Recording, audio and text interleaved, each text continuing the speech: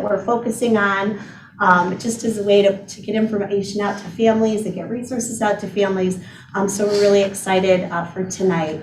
I am Johanna Hickey. I'm the Director of People Services, and this is Jackie D'Angelo. She is our Community Schools Coordinator. We are very fortunate to have many wonderful organizations in our county that provide a multitude of supports to families and students and the community at large. Tonight is an opportunity to highlight some of these organizations and provide an overview of who they are and what services they provide. Our Shenango Valley Guidance Department works with many of these organizations when students and families need additional assistance. Our district values the social and emotional wellness of all students and has worked to ensure that there are supports for students in every building. Jackie has put together a flyer with contact information for our school counselors and social workers. It's over here on this table along with all the other wonderful resources that our organizations have brought tonight. So before you leave, please be sure to grab a bag and grab the information because there's a lot of great stuff over here. Before we begin, I would just like to take a moment to thank our panelists for coming tonight. Mrs. Heidi McKeska for helping to coordinate the event with CV, Ms. Jackie D'Angelo for her work with planning and coordination tonight, Mrs. Sarah Latimer, who's doing a great job with our technology support, our guidance department for their continued support for our students. At this time, I would like to introduce Mrs. Heidi McKeska. Good evening. Thank you for letting us be here today. We appreciate the opportunity to be able to talk about mental health and awareness, because once we start talking about this, the more we're able to have open and honest conversations, and we are able to get the help and support that we need. Tonight, we're going to start first with a PowerPoint presentation, just a little bit about mental health and what it is, and that will be done by Dave Puglisi with Greater Binghamton Health Center. And at this moment, I'd like to hand it off to Dave. Thank you, for Heidi. that. I'm going to stand up because I have a hard time sitting down. I sit all day. My name is Dave Puglisi. I work with Patrick Basile at the Greater Binghamton Health Center. I'm a therapist there. Been doing this for about, 30 years. I know I don't look that old, but I've been around a while. I've been in residentials. I've been in a community as a case manager. I worked in a school for about 15 years, so I can identify with what it's like to be in school doing social work. Community schools coordinator for Whitney Point. So I've had your job at one point, very important job. So it was about, I think it was 2 months ago, I was asked to sit down and be part of this planning.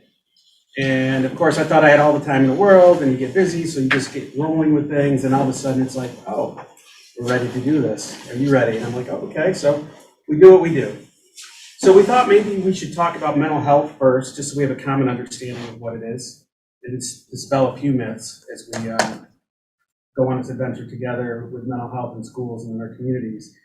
So the first thing I wanted to talk about is what is mental health, so we have a common understanding. So just from that definition, mental health includes our emotional, psychological, and social well-being. It affects how we think, feel, and act. So I'm not going to read through that whole definition, but we need to know and understand that it affects every one of us in this room. We either have had mental health issues, we know people with mental health issues, there are children, there are grandparents, there are neighbors, there are people we work with. It's very common.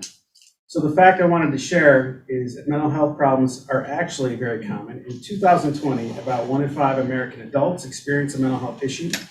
1 in 6 young people experienced a major depressive episode.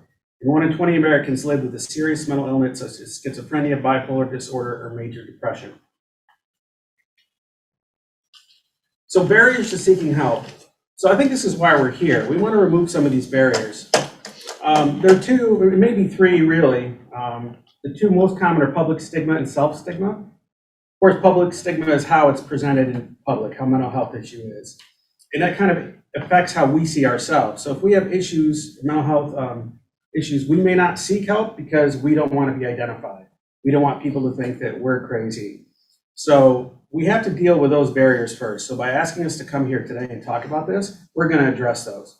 The third barrier that I didn't put up there really is, who's out in the community? Who's going to support us? We need help. Where do we go? So we have several people here that are going to talk about their programs, so we know where to get help from. Why get help early? Why is that so important? Primarily because recovery is possible, the quicker you get help. So the sooner you go, the sooner you recover. It's the same way if we go to the doctors. If we put off our medical illnesses for a long time, we suffer for a long time, and hopefully we're okay. Mental health is the same. If we wait a long time, we have effects with our kids. Attendance is a huge issue at schools, physical health or mental health. So we notice when kids start, and you can see some of the early warning signs, eating and sleeping, the disturbances that happen there, social isolation, having low or no energy, and that list goes on. So getting to know the signs and symptoms can help you get to recovery earlier and seek out help. And here's a little fact that goes along with this. Half of all mental health disorders show first signs before a person turns age 14. 3/4 of mental health disorders begin before age 24. The downside of this is only 1/2 of children and adolescents with diagnosable mental health problems receive treatment they need. Early mental health support can help children before problems interfere with other developmental needs. And last, how to get mental health help. If you or someone you know has a mental health problem, there are ways to get help. Studies show that most people with mental health problems get better and many recover completely. The following professionals here will be talking about services that may be helpful to you. And I believe we're going to start with Logan Talmadge and with Children's SPOA. So I'm Logan Talmadge. I'm the Broome County Child Single Point of Access Coordinator, or CSPOA. And what SPOA is a centralized intake process for youth who are 5 to 18. We do work with youth who are 18 to 21, but they still need to be in school. And those youth, they have high intensity mental health services. They're in need of those. It's for those who've been diagnosed with a mental health issue, and it's interfering with their ability to function in the home, community, and or school. And the goal is to manage access to services available in the community and to provide a forum for improved collaboration among community service providers, which actually quite a few people on this panel are part of the forum that we have once a week. So those youth who are eligible, they do need to again be between that age range. They have to be in Broome County. There is SPOAs in every county, so if they're not in Broome County, we can point you in the other direction. It also, they have to live in that county. So even if they go to a Broome County school like Deposit or, and Main Endwell or something, but their physical address is in Shenango or Tioga, we have to point you to a different SPOA. They do need to be engaged in or actively seeking mental health treatment. And generally, they need to have a confirmed mental health diagnosis. That's because of certain billing requirements through the state. But we're just a centralized process that you can come and ask us any questions, and we'll point you in the right direction. Thank you, Logan. I appreciate you taking the time to talk to us about that. Next, we're going to introduce Anastasia Sparatos. I knew I would get that one wrong today. And Anastasia comes to us from CPEP, which is a comprehensive psychiatric emergency program at Binghamton General under UHS. Hi. What I do, or what CPEP does in the emergency room at Binghamton General, is psychiatric assessments. So someone who would come to the emergency room seeking mental health help, primarily in a crisis. We are part of the emergency room, and in order to be seen at CPEP, you need to be seen and cleared from the doctor, the emergency room medical doctor first. It is a lengthy process, but the purpose is to assess whether or not a child, patient, person who comes in to the emergency room actually requires psychiatric admission. That would be the place to go if someone was, let's say, for example, suicidal and posed a threat to themselves.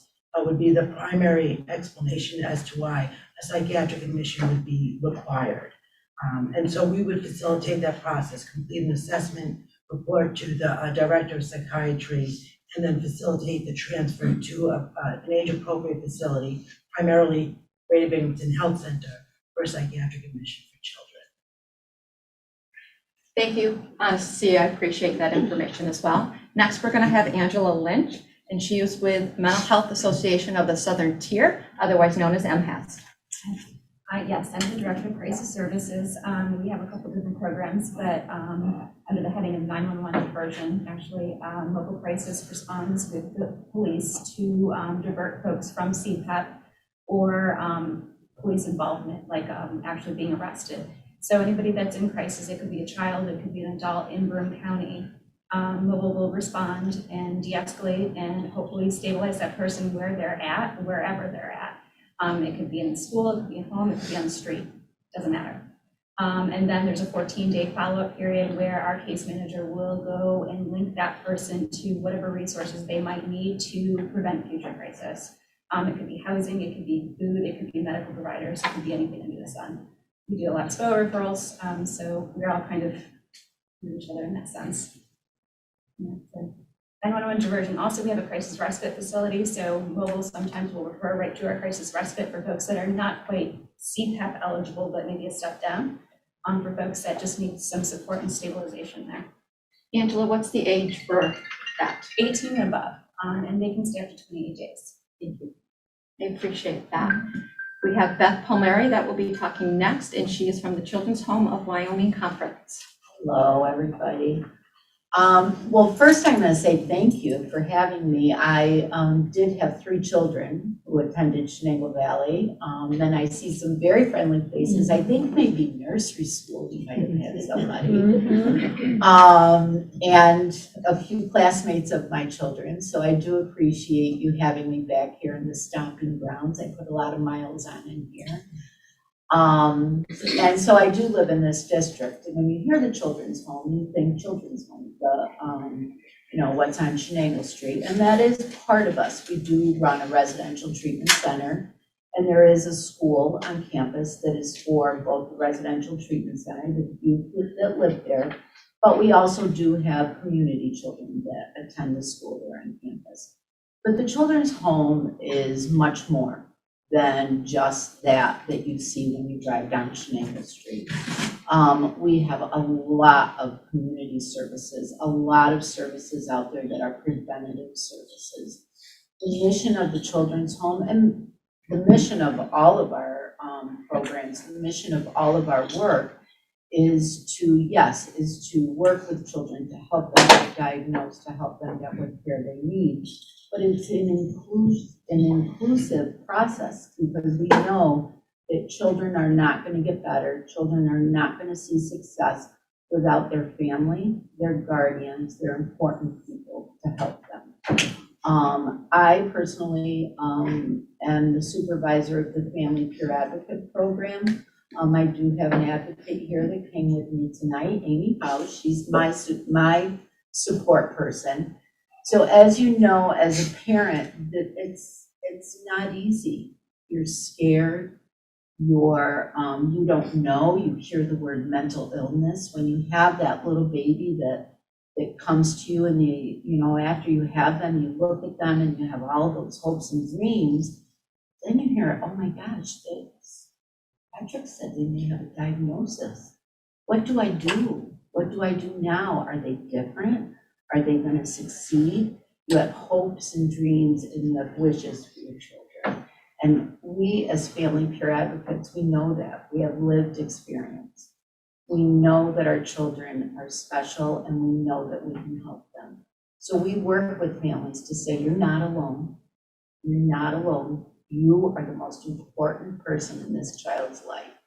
Every child, every family has strengths. Even if, I supervise a program for families whose youth are living on campus. I was just telling Jackie about that. Youth are placed there, but they still have families.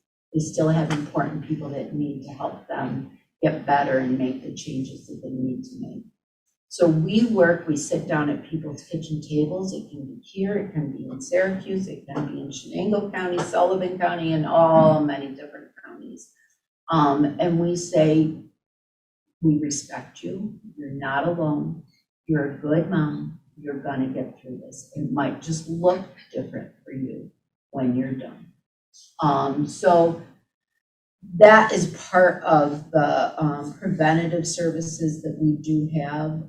How do we work with all these great providers here. We help, when you're a parent and you hear SPOA, what does that mean? What does it mean? There's a SPOA advocate who is a family advocate who works with families before they get to that committee, who says, this is what it means. This is what these initials mean. This is what these, we speak a different language. We speak in abbreviations, CAFTEST and FPA and SPOA. I mean, that's just our language, but parents don't know that language. So we need to help them to understand it so that they know what's going on. We help them understand what services. We help them when they're in crisis to know the phone number of CPAP. We help them to know the phone number of Mental Health Association. So we're kind of that bridge that helps bridge families to services. Thank you. That was a lot of great information. I appreciate you taking that time, Beth. I've got lots of questions, but I'll wait until Okay. later. Next, we have Heather Oliniak, and she is with Hillside's Children's Center. Yes, yep. So I currently supervise the Children's Health Home program. So when people hear Children's Health Home, they think, oh no, I don't want to put my kid in a place that is a home. That's not our job at all. Our job is to keep the kids in the home and to load services in the home so that they can be successful where they are. So explaining that is really important to the families. Our biggest goal is family-driven care. So we really want the kids and the families to drive what we're doing. So connecting them to services. So we take kids from 0 to 21. So they can have a mental health diagnosis, they can have 2 chronic conditions. There's various ways that they can come into our program. And the same thing with referrals. We get referrals from SPOA, we get referrals from schools. The families can call me and say, listen, I don't know what I need to do next. What do I need to do? And we can walk them through that process. We work hand in hand with the family peer supports. We work hand in hand with the mental health providers. We work with the crisis, we work with the SPOA. And really our goal is to be that dictionary for the families, because when you have a child, you don't really know what services are out there until you need them and you're scrambling. And where do you find that information? Well, that's what a care manager's job is to do. A care manager's job is to link, connect, and monitor and make sure that you get all of those services that you need and that you're aware of them. So we help complete referrals. We help in the school districts to get CSE meetings and to be there to help the families have a voice and the kids to have a voice. So we really meet with the families. We do multidisciplinary team meetings because that is where families get really confused. One provider knows this information, another provider knows this information, but nobody's talking to each other. So that's really our goal. I always say that we're kind of like a conductor on a train. So we're helping drive that train and pull everybody in on board so everybody's going in the same direction and have the common goals. But it's really about the kids. So when we make their care plan, it's what do you want? It's not what we want for you. It's not what your parents want for you. What do you want for you? Because they're not going to work with us and form a bond in a relationship if their voice isn't being heard. So just one example, I had a kid tell me, like, I said, what do you want your goal to be? I want to be the president. Okay, well, how are we going to get you to be the president? Do you have to stop biting the kid next to you in class? Probably, but how can we do that? So it's really looking at those baby steps and what do they need? What can we connect them to? So that's really the job of the care manager. There's various care management agencies and you'll hear CMAs. So Hillside is one of those. So we currently have 8 care managers that go out into the field and we serve Broome County, Shenango County, Tioga County, and part of Tompkins County. So that's where our focus is. So we always say, no job is too small. Like whatever you need, that's what we're there for. And some of our kids have the chronic conditions, so it's medical conditions. So they're very overwhelmed with the medical. So we don't have to just focus on the mental health. We're really looking at the family as a whole. Years ago, before Health Home started, they had targeted case management, which only looked at the mental health. And the state said, you know what, there's more to kids than just their mental health. There's a whole package. So let's look at that package and let's combine them all together, which is a really great thing. So we're able to do that. So like I said, we link, connect, and monitor, and there's a little board over there that just kind of shows you that we work with the school, we work with the medical, we work with the dentist, we work with everybody and pull them together. And we're kind of that voice. So that's really what case management is in a nutshell. Thank you, Heather. I'm going to walk across the room for a moment right now because I think they will follow my voice. I'd like you to be able to see this poster that she was talking about, how they link. Is it? It's a Is it little working? small, but. Okay. Well, we'll make sure that you get pictures of this so that can be posted on the website as well. So the next person that we have that's going to talk a little bit about what their programs are is Patrick Vasile, and he is also at Greater Binghamton Health Center. I'm Patrick Vasile. I'm the Chief of Social Worker at Greater Binghamton Health Center. I'm going to talk about our kids' services provided through GBHC. So first, we have our children and adolescent inpatient unit. So that's our highest level of care for kids that we provide on our campus. So our children and adolescent inpatient unit services kids from 5 to 18. And the way that kids are referred to the inpatient unit is through the hospital. So you would end up bringing your kid to CPEP, to UHS, and they would be evaluated by their team. And then they would send a referral out to all the local hospitals. And at that time there, our team up at CNA would review the case, review the referral, talk with UHS, and talk with the intake person there. And then at that time, they would make a determination on whether or not we would admit your child to our facility.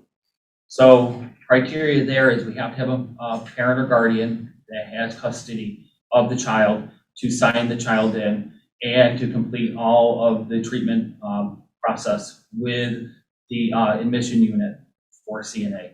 At that time there, they would meet with their therapist, with their team, and they would work with that team to develop a treatment plan. And the treatment plan would be on the goals of the family and the child. Typically, the average length of stay for children and adolescents is about 2 to 4 weeks.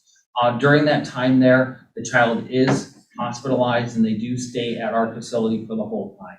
So if they were hospitalized for 2 weeks, they would be there. And then at that point there, our team would start looking at discharge from admission. And at the time of the 2-week period or 4-week period, we'd be discharging to a local provider such as our clinic or Family and Children's or Lord's, or if they were out of the area, to another clinic to take over the services of the care. And they would coordinate with the school districts for schoolwork while they were at the hospital and afterwards to talk with them about what happened at the hospital and the needs. They would also do a SPOA referral from the hospital to get family services inside for the family after discharge.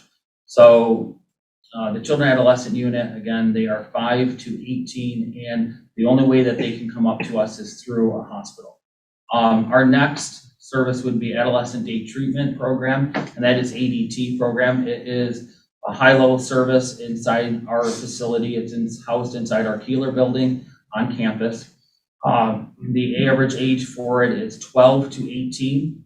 The families can refer themselves to Adolescent Day Treatment. They can call up and talk to our intake coordinator, Barb Barnes, and she can schedule an intake screening session, and we do 2 screening sessions for each child up there. However, you also have to work with your school district and your Committee on Special Education, who also has to refer the child to our program. So you can't come to Adolescent Day Treatment Program unless you have an IEP given through your Committee on Special Education and the approval of your Committee on Special Education and your school board. So it's a combination. So when you come to ADT and you start the screening process, our intake coordinator will work with you and your local school district to make sure all the areas are covered. ADT works with children with mental illness. You have to have a variety of diagnoses that we work with kids there. Again, we would develop a treatment plan with you and your child. They have individual weekly, bi-weekly sessions with clinicians there. On top of that, they would have daily group activities, and they would also have school provided by BT BOCES. So ADT is a unique program. It is clinical team is GBHC, and the educational team is BT BOCES. So we have 2 certified special education teachers, and we have aides that are inside the classroom to work with students that are all provided by BOCES. It's a team that works very closely together and with the local school districts too, to make sure that the kid, after they are successfully complete ADT, that they are going back into another school district, another school program that appropriately meets their needs, such as it may be another BOCES program, or hopefully it's returning back to their home school district. But that would be determined amongst the day treatment team and the CSE chair from your local school district. We also have the Adolescent Crisis Respite, which is the ACR. This is a program that services 13 to 18-year-old residents. These are people who are just kids that have some type of crisis going on with their family.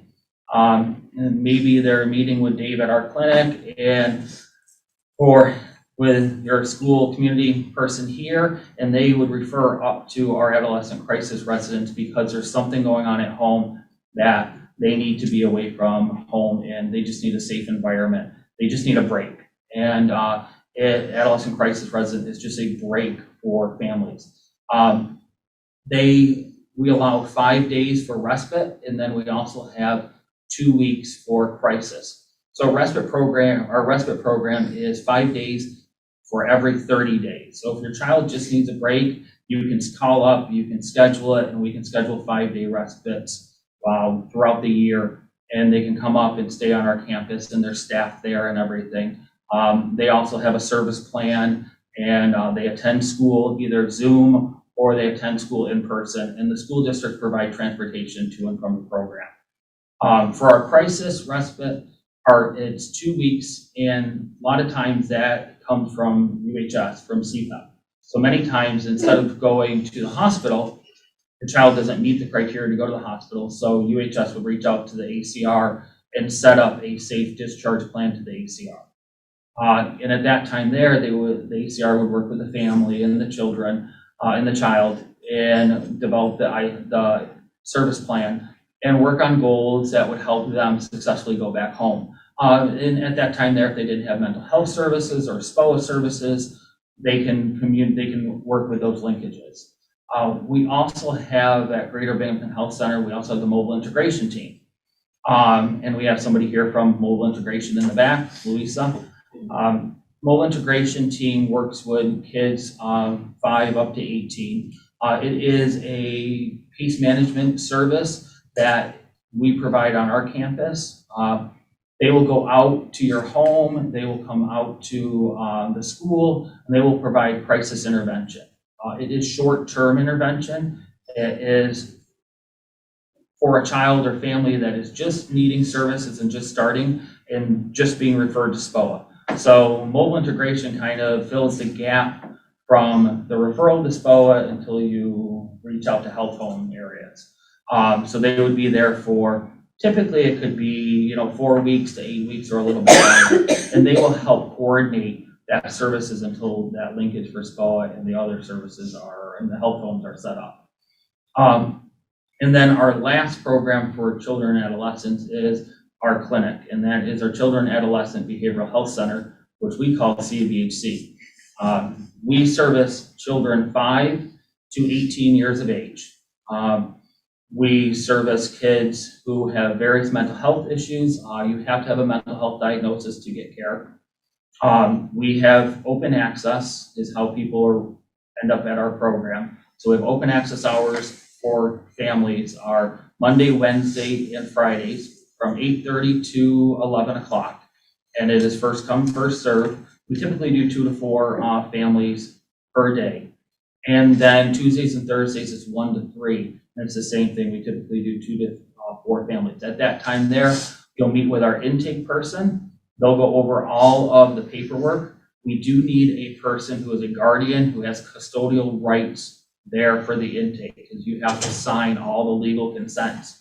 So it can't be a step parent who doesn't have legal custody of them. We can't take anything that is notarized for our services. So you come in, you meet with our intake coordinator, and then your child and yourself will be seen by a clinician. It can be Dave, it could be somebody else. They will end up meeting with them for an assessment. We do a screening. For the first time, If the child is determined to be high risk for suicide or anything, we may end up referring you right then to go down to CPEP. If you're high risk and you don't need to go to CPEP, you will be seen very quickly in our clinic, typically the following week. For other patients who aren't high risk or more low risk and moderate, we would do a second screening and a third screening, and then we would go on to admission.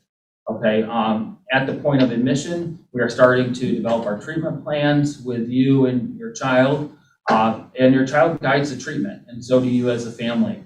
At that time there, we're looking forward to discharge, because we want to look forward to what do you guys need to be discharged from our clinic and be back in the service, in the community. At that time there, we also will hook you up with a prescriber. So you will actually see a prescriber. Not every kid at our clinic needs medications. So it's not a prereq to be on medications to be at our clinic. So typically after that, you will be seen bi-weekly by your clinician. Sometimes it's every 3 weeks as we go further down for discharge. But that is between your child, you, and your therapist and the treatment team. Dave, did I miss anything in the clinic? I don't think so. No. So I think that's everything on the clinic. So for Greater Binghamton Health Center, that is all the services that we have for kids. We also have many services for adults too. The only thing I would add, and I was thinking about this, is we're talking about, the words like therapy, like what does that mean? If somebody's going to come for therapy. And that would be probably a whole nother presentation. So what I would say is what you can expect is that we're going to assess for safety at every session. We have to do suicide risk assessments basically every 3 months. If you're on a high risk list, we do it every week when you come in. But that's a conversation. If there's stressors in the children or the parents bringing into the session, then we'll assess it right then. So it's a normal conversation we have. We want to open up that kind of dialogue. But the process of therapy and how we, and I'll just give a brief introduction, is when we look at mental health issues, people don't know where they come from. And I always ask kids, like, so how'd you get it? What happened? And then I'll say, well, I don't, you're here, but there's nothing wrong with you. And then they'll look at me like, well, what's wrong with you? Like, do you know what you're doing? And it's really about the story. It's about what happened, right? So when we look at a story, we can normalize a lot of the responses that are going on. And once we free them from there's something wrong with me, to, oh, that happened, then we have a story. We can rewrite stories pretty easily versus just kind of, it's like a throwaway, like once bad, always bad, versus, well, this is where we're starting. How do we get here? I think somebody had mentioned that with the biting kind of thing. You want to be president, you can't bite your neighbor. But I think maybe in the future, if people are interested, I would offer at some point just to talk about what therapy is, what kind of modalities we use and how that works and what is expected. And also really talk about the dynamics of behavior, because we assume when a kid is presenting that child is the problem. And so I always say the problem is the problem. So how do I, and even as a therapist, if I'm not getting the work done with the child that I need to, I look at my behavior. Like, so what am I doing in this relationship? So it's accountability across the teachers, the parents, the kids, the clinicians. We all have a piece. And if we make one different decision in that interaction, we change the whole dynamic.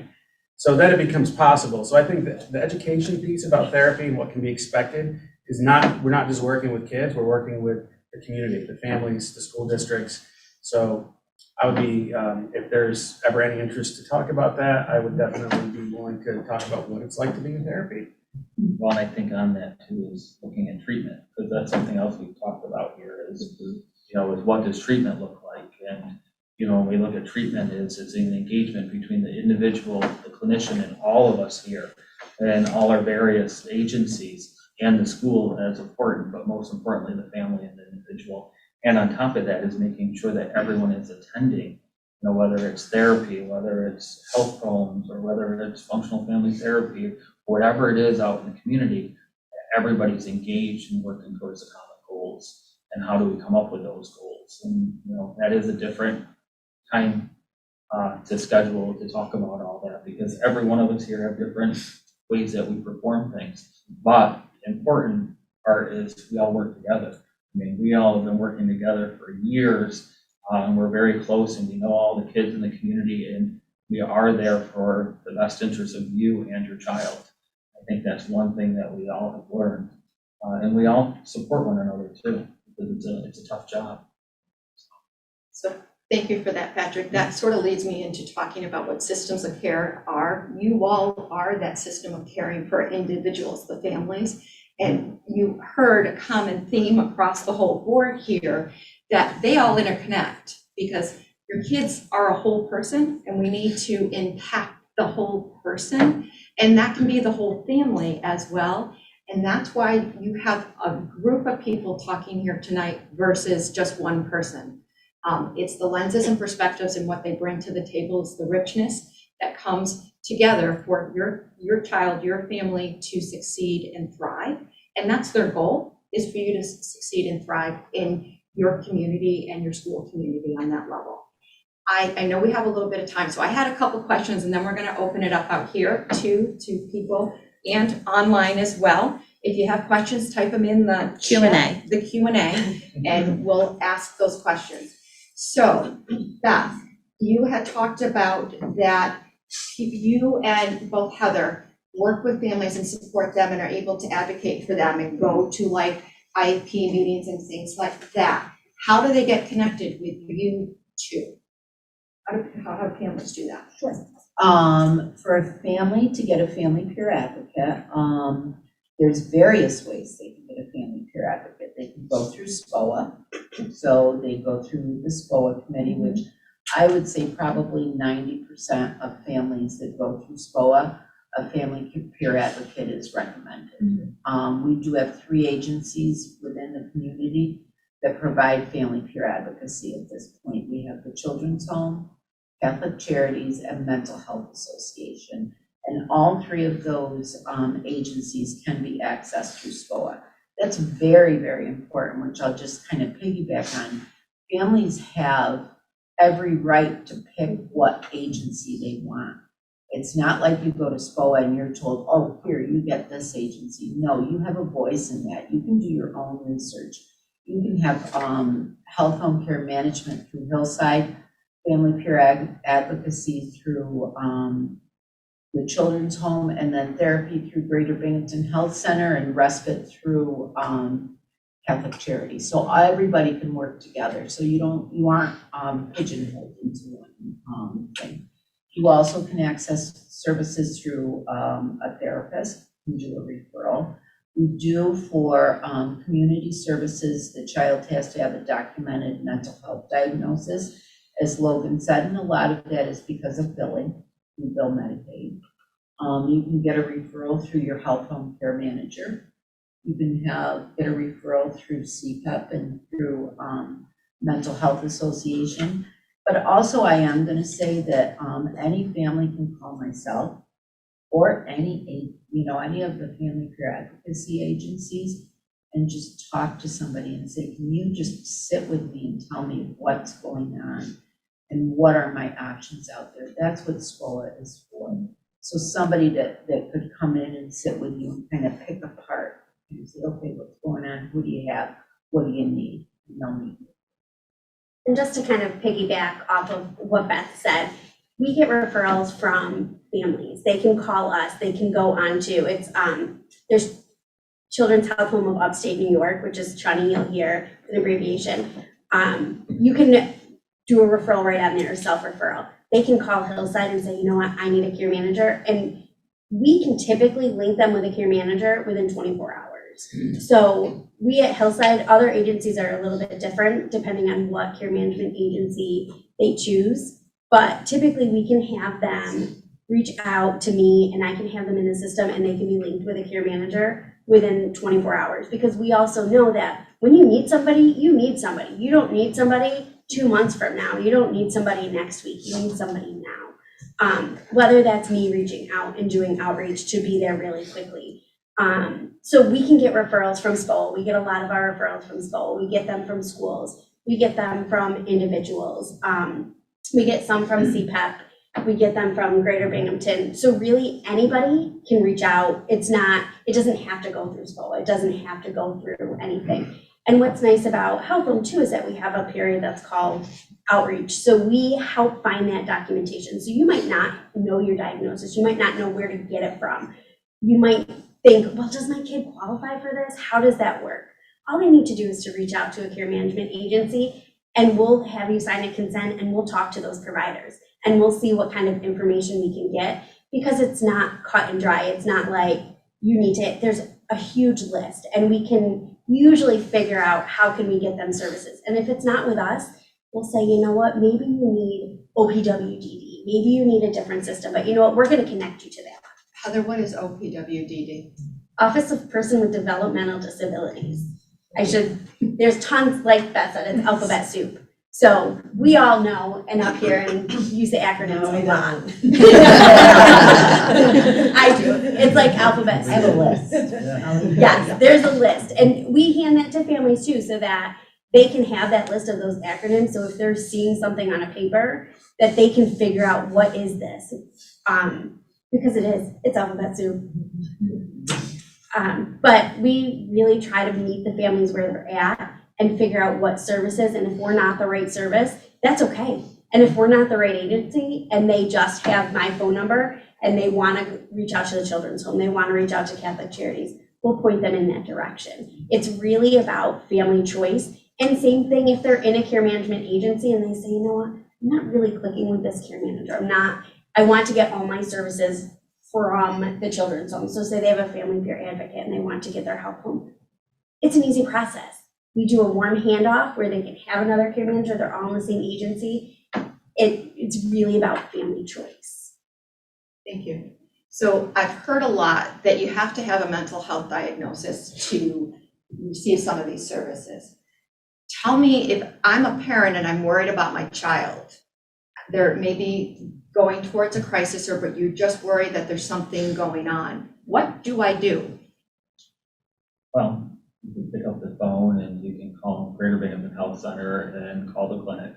Our number is 607-773-4520, and that'll get you right to a secretary, and typically you'll hear my voice afterwards because they'll transfer you to me. And I spend a lot of time with families and parents, just like everyone here does, making a scary time less scary, because when you're dealing with these issues with your children, you want to be able to be guided in the right direction, and there are so many directions. And sometimes it's just having your kid come in to open access and be screened and see where we're at.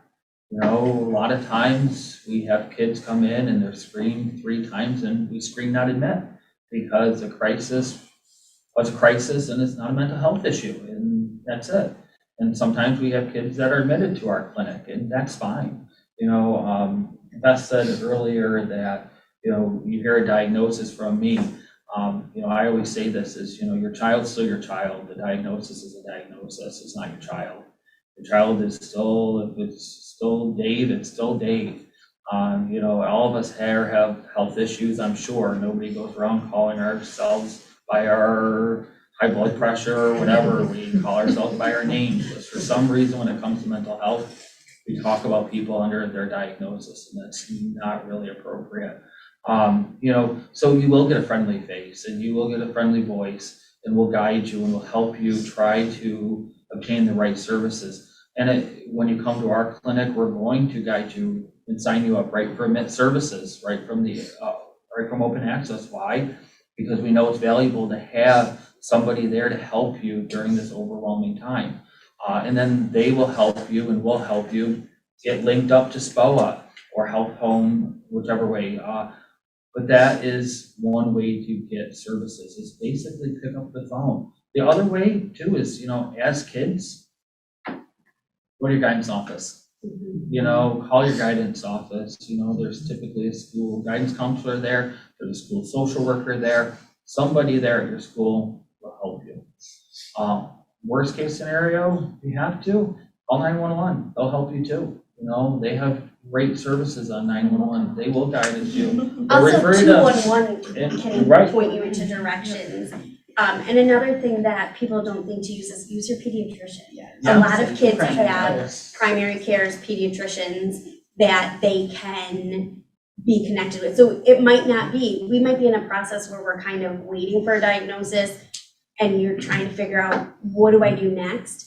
A lot of times we'll connect, like as the health home, to your pediatrician to see what's going on there. Can we figure out a way to get them enrolled in services? And maybe they need to be linked to open access. Maybe they need to be linked with a family care advocate. Maybe we refer to SPOA sometimes to get additional services. So it's not a one-track way. Everybody, if you call somebody, anybody on this panel, they're gonna point you in the direction of where you need to be. So no question is a silly question.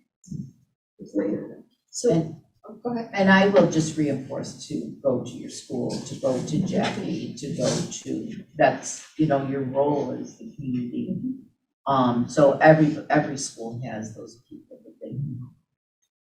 And kids are spending 6+ hours a day in school, right? So I'm assuming most of the teachers have these relationships with their kids, so that's another resource to be able to do. You mentioned you can call 911, and then Angela said they would. We would Come out. actually, so 911 dispatches us directly if it's a mental health crisis for adults or children in Boone County. On that note also, I think everyone should know this. So I'm the CIT regional coordinator for all the police. So I do trainings for police. So in HPD, we have CIT trained cops, which means they are vetted, seasoned police officers that have, yes. What is CIT? It's crisis, okay, acronyms again, I'm sorry. It's crisis intervention team. So we are seasoned cops that volunteer to learn comprehensive skills about de-escalating mental health. It could be anything from like folks with developmental disabilities, veteran population, anything under the sun. They have a specific skill set in understanding that population. So if you call 911, you can actually request that a CIT trained officer come and respond. And if there's one available, they will do so. So you're going to get a cop that's, has all the safety aspects, but also has specialized mental health training too. And typically those are the cops that will ask us as medical clinicians to come out and respond to them. And if, the person is, acuity level super high, we sometimes do have to take them to CPAP, but our goal is to de-escalate and stabilize in the home. Usually we can do that 80% of the time. I was gonna ask Anna to see a question if she wants to add to that. Do I have to go to CPAP? Can I call if I'm worried or I've got a child in crisis in my home? Right. So I was right on the thin lines there, because CPAP does have the ability and service to actually have what we do in the emergency room at a school and even at a home. So you could call CPAP, Comprehensive Psychiatric Emergency Program, 607-762-2302 is the crisis line number.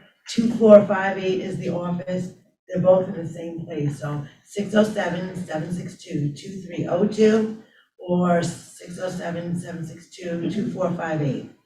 You can call, you can ask any question under the sun on the crisis line. If you didn't know what to do, needed help or resources, needed advice, needed, some direction, some phone numbers, you needed a little help yourself because you're pulling your hair out of your head.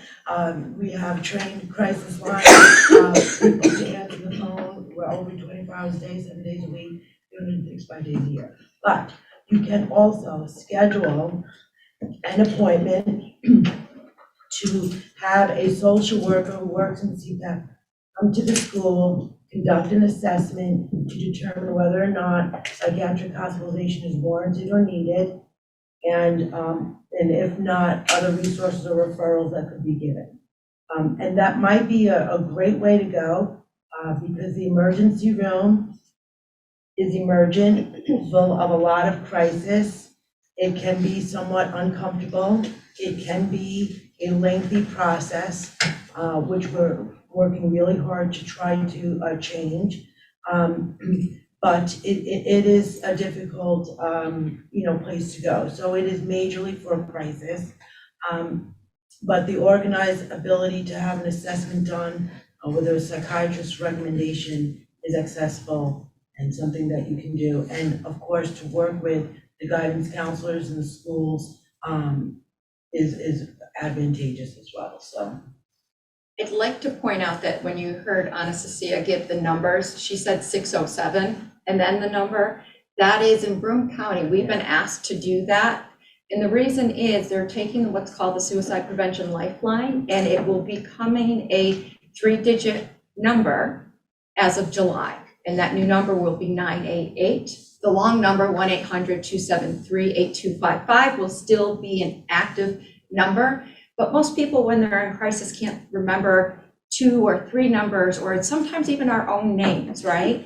So having the ability to say 988 when you're having a crisis or need someone to talk to will be a much easier way, and that will be happening in July. So if you haven't changed any of your speed dials or done any of that on your phones, take a moment and add 607 onto those. Your calls will stop going through, otherwise it will happen, so please take care of that too. I'm gonna open it up to see if there's questions out in our audience that we have, or even in our audience online.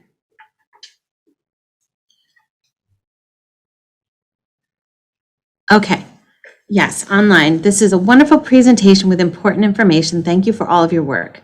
My question is, does a very simple one-stop shop for busy families exist, such as a web page or a printed handout? Where would you point parents, caregivers as a starting point for mental health services for their child?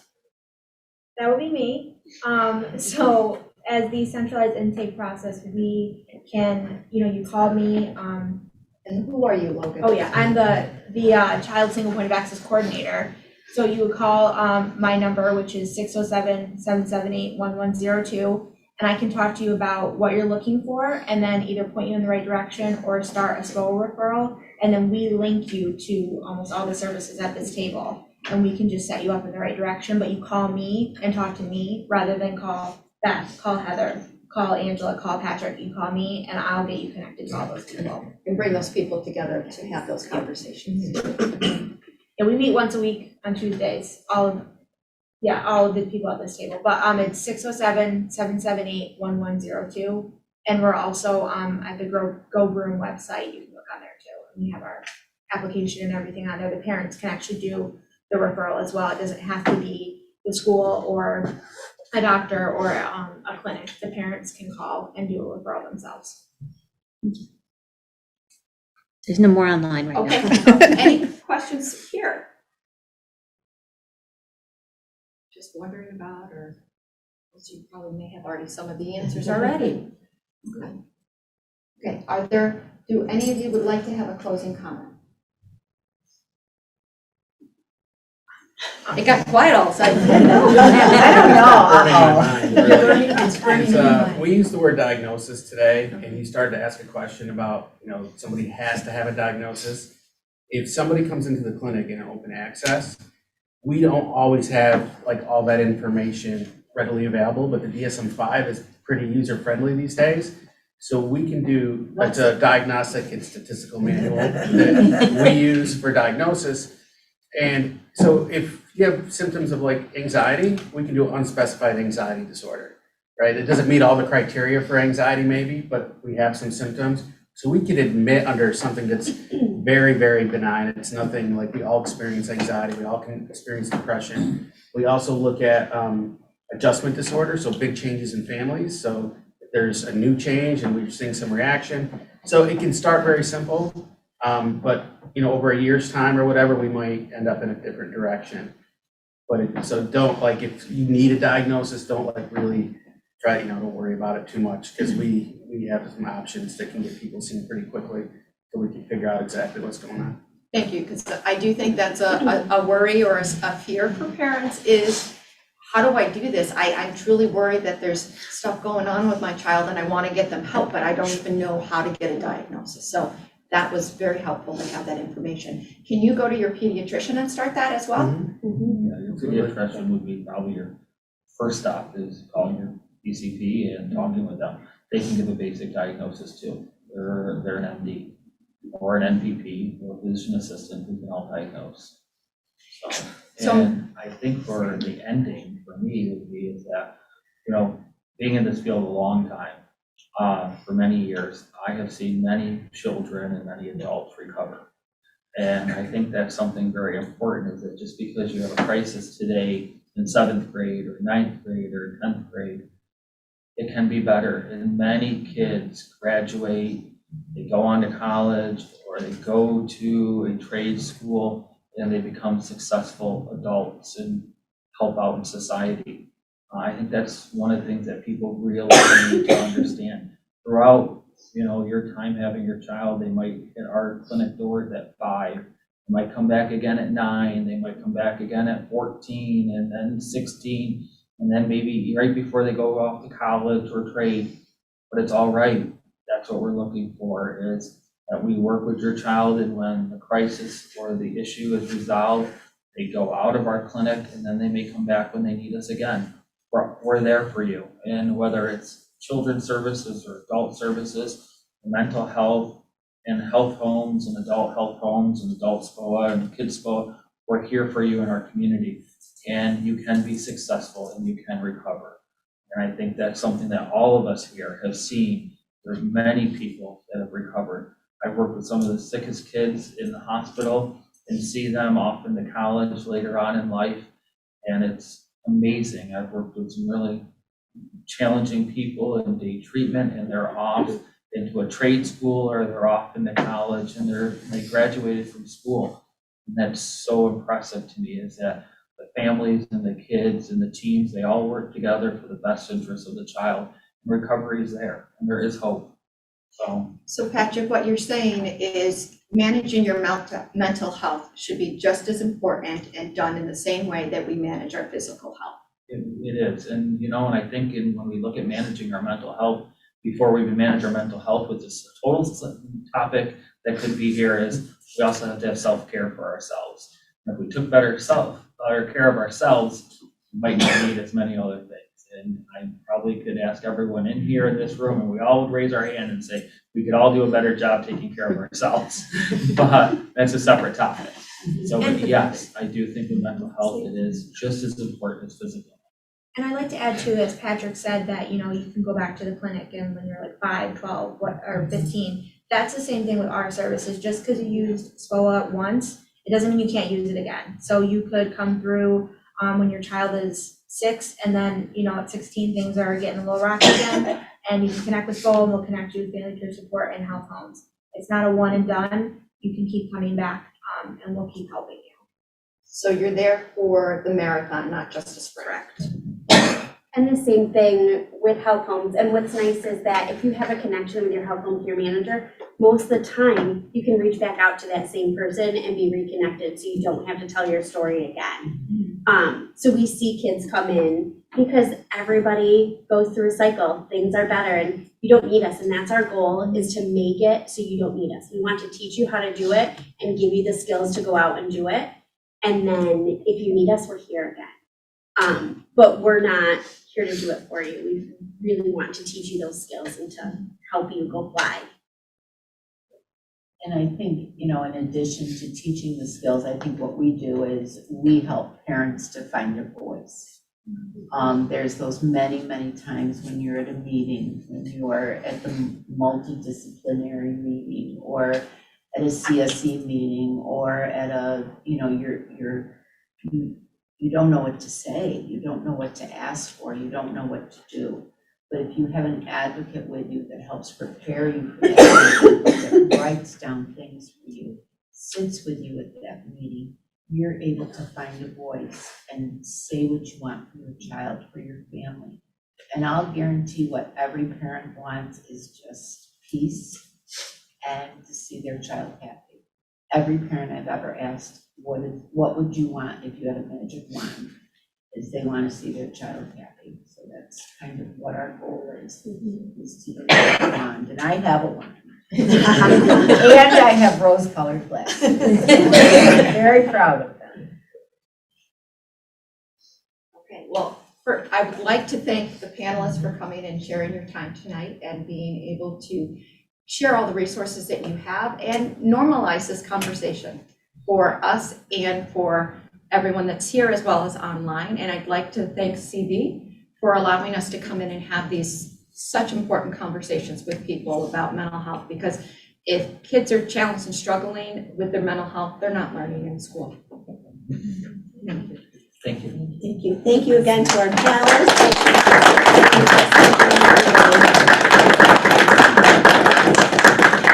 Again, please feel free, we have all these wonderful resources that you can take. Additionally, to our counselors, our school counselors or social workers, their contact information, right in school support and connections if you need something more, more supportive. So thank you again for coming. Thank you to everybody who was online tonight. Have a wonderful evening. Thank you. Thank you. Thank you.